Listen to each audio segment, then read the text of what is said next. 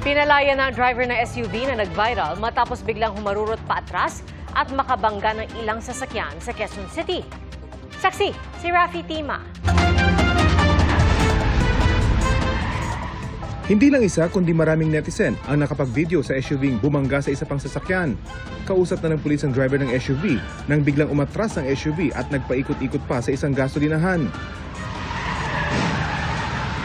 Paglilinaw ngayon ng Quezon City District Traffic Enforcement Unit, hindi nagtangkang tumakas ang driver ng SUV.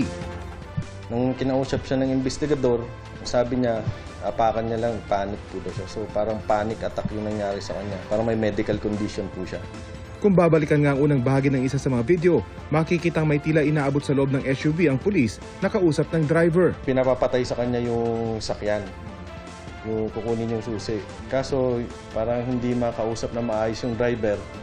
Naapakan na naman ulit niya yung silindador kaya hanggang umatras. Pinalaya na ang driver na 68 taong gulang at isang retiradong US Navy matapos makipag-areglo sa lahat ng nabangga. Inako niya ang pagpapaayos sa mga nasirang sasakyan, maayos na rin ang kanyang kondisyon ayon sa pulisya.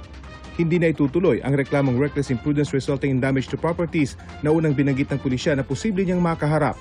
Ayon sa pulisya, may matututunan sa karanasang ito ang iba pang nagmamaneho, lalo't marami ang magbabiyahe ngayong Semana Santa.